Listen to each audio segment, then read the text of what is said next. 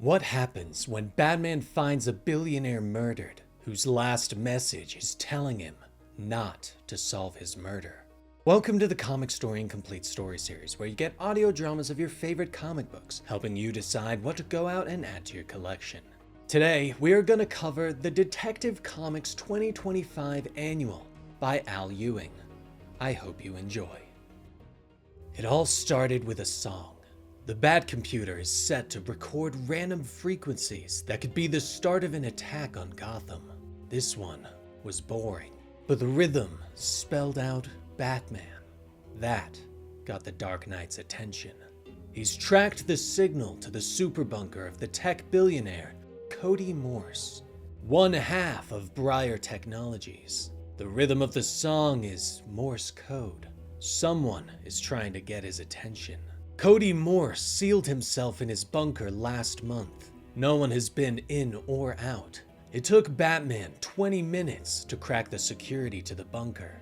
Now, the elevator pings as the doors open and the Dark Knight stalks out.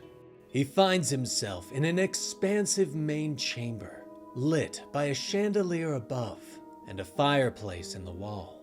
There's a body on the floor. Batman peers at it.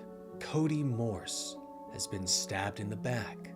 Next to him, written in blood, is a message. Batman, do not solve my murder.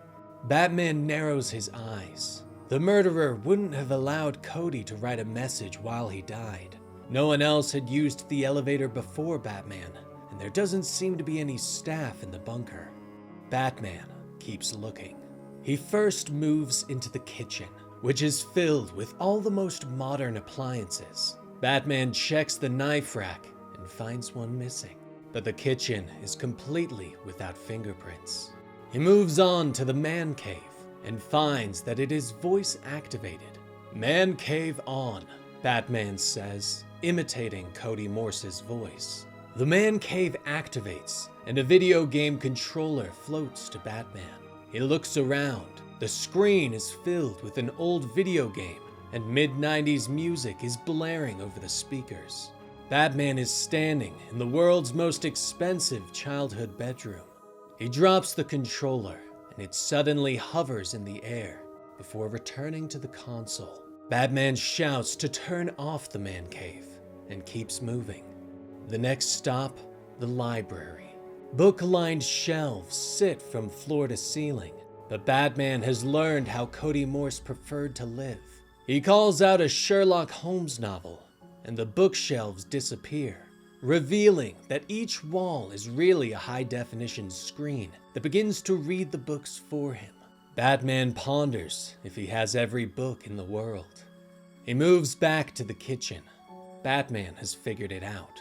"Kitchen on," he orders in Cody's voice. The kitchen suddenly comes to life, and the knives fly off the shelf, spinning around and stabbing towards Batman. But he grabs each one of them out of the air and slams them into the cutting board countertops. "Behave," he orders. So, it was Cody Morse's technology that killed him. As he turns to leave, his eyes fall on something that he missed the first time. 5 real books sit on the counter in the kitchen that runs itself. Batman reaches for them, realizing that they are 5 copies of the same book. How to End the Universe by Arthur Milligan. Batman flips through them, realizing that all 5 copies of the book have the same 4 pages torn out. Batman recognizes that the books come from a small publisher in England.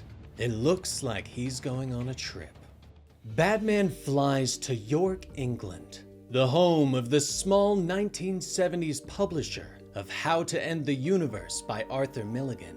First, Batman stops at the university on the edge of the city, where he speaks to Dr. Jenny Sykes, who reveals the truth about Arthur Milligan. She smiles over a cup of tea at Batman, explaining that Milligan once posited the idea of the observer effect and how it could be applied to the whole universe, and would thus collapse it into another state, which would basically destroy everything that exists, she explains. Milligan came up with the math that would work out the equations, but realized that the technology to actually complete the equations hadn't been invented yet. Actually working out the universe-ending maths was beyond anybody human, she reveals. So instead, he went to a small publisher and published 5 copies of his book. Batman sips his tea, realizing that Morse must have discovered the book while creating his digital library, and realizing that technology had reached the point where it could finish Milligan's equations, controlled the book so that no one could use them. But Batman knows, while Morse destroyed the equations in the 5 copies, there is always a publisher's proof of a book, or the potential 6th copy. You've been very helpful, Dr. Sykes, but if you'll excuse me, I have business in the city, Batman tells her as he puts down his tea. Dr. Sykes nods, but explains to Batman that there is a bit of a flap in York this evening, a minor panic.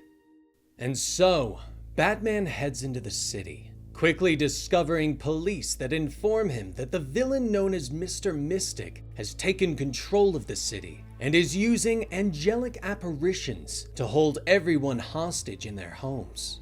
I'll get this over quickly then, Batman growls as he takes to the rooftops. It doesn't take Batman very long to meet these apparitions as he moves through the shadowy streets.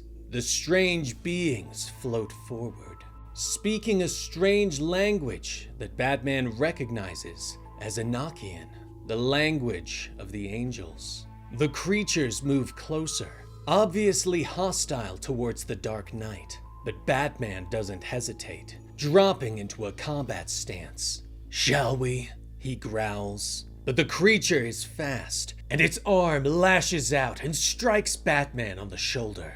Suddenly, images flash in his mind. All his emotions tear into him like a raw wound. Grief, shame, rage, guilt. It hits Batman like a bullet. But Batman has had his entire life to deal with raw emotion. He recoils from the blow and whirls, kicking the creature in the face and knocking it to the ground. He whirls and strikes the second one, dropping it quickly. Now he is undeterred and keeps moving. Shortly, he finds the mastermind in the center of the town. Mr. Mystic laughs at him as Batman approaches, strange magics floating over his head. This is my city now, Batman! Until my demands are met, within the city of York, I am invincible. I cannot be harmed, even by you. Mr. Mystic gloats, but he's already given his weakness away. Batman stares at him for a moment before turning and running away. Get back here! Mr. Mystic shouts. He rushes after Batman, who realizes that he might be telling the truth about being invincible, as Mr. Mystic doesn't even seem winded by their run through the city. But Batman leads him on a chase through the streets of York, finally stopping in a small yard, almost to the river. Mr. Mystic laughs and raises his hands, magical energy crackling. Ha ha! Any last words? He calls. Batman nods and raises his fists. In 1067, William the Conqueror built a dam. As a result, the river flooded the area we're standing on, and it became known as the King's Fish Pool, until the 18th century when it became a marshland that was drained, Batman says as he stalks forward. Mr. Mystic's eyes widen as the Dark Knight gets closer. What? What does that have to do with anything? Mr. Mystic asks. Batman cracks his knuckles. You have power inside the city, but the bounds of the city have ended. A couple of 100 yards behind you. Batman growls. One punch is all it takes to knock Mr. Mystic out and end his crimes. Later, Batman arrived at the old publishers, where he finds the proof he needs in the basement. But he is interrupted by another message alert from the Batcave. Another song, this time spelling out, "Bring me the book in 1 hour, Batman." or the professor dies. After pulling out the pages with the equation, Batman heads off into the night. Returning to the university, he discovers the dark school grounds are now patrolled by a well-armed 5-man kill team. They're well-trained, but not for Batman. He waits for the first man to radio in the all clear before dropping out of the night onto him. But the man is fast, raising his weapons and preparing to fire.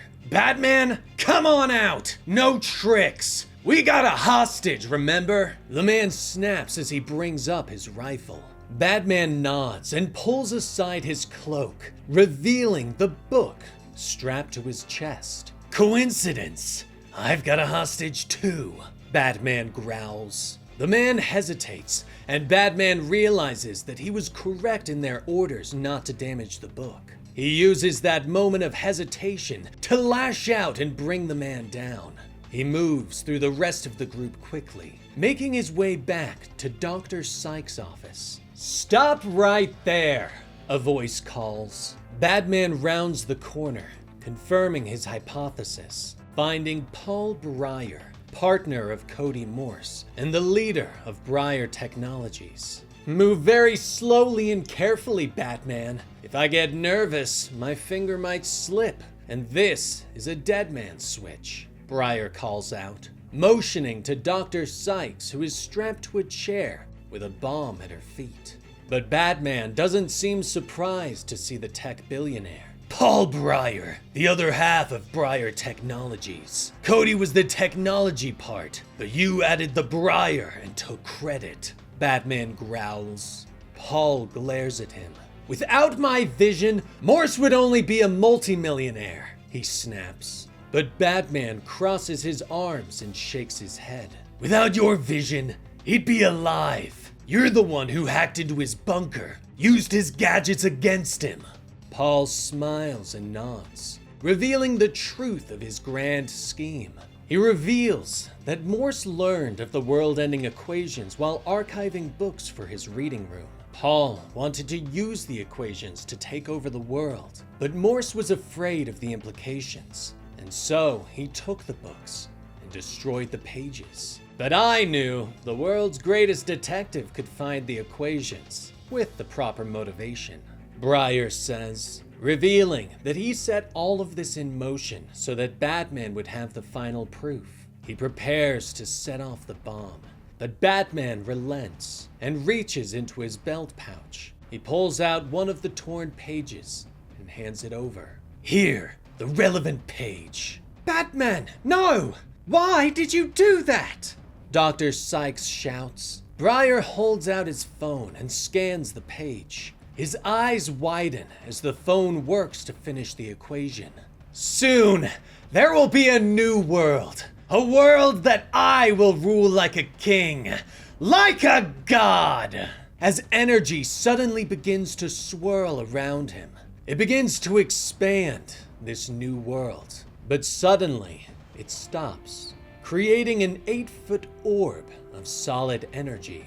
Batman and Dr. Sykes stare as everything goes quiet. "What happened?" Sykes finally asks as Batman bends to untie her. He reveals that he only gave Brier the first page of the equations, which contained only a smaller version of the problem for testing.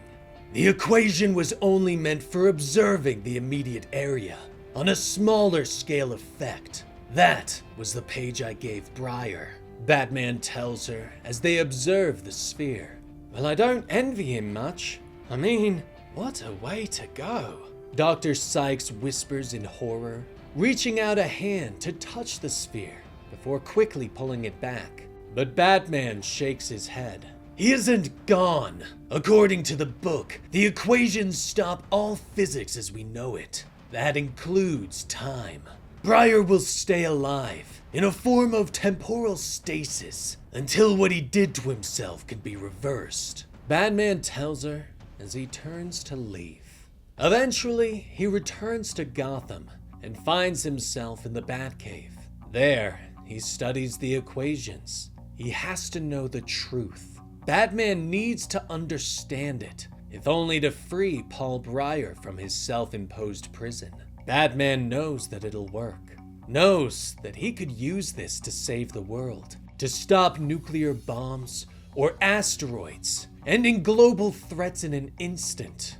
But he looks up from his tea, because he knows that in the wrong hands, these equations could be used to end the world. He should destroy these pages. This all started with music, and he wonders how it'll end. And that concludes the Detective Comics 2025 Annual. Quite the mystery the world's greatest detective took on, and a lot of power to come from mere math. I guess our math teachers were correct when they said that what we learned could be used in the real world. But let me know your thoughts on today's story in the comments below. And if you enjoyed today's video, help me out by hitting that like button and subscribing to the channel with notifications so that you can get alerted when new videos go live.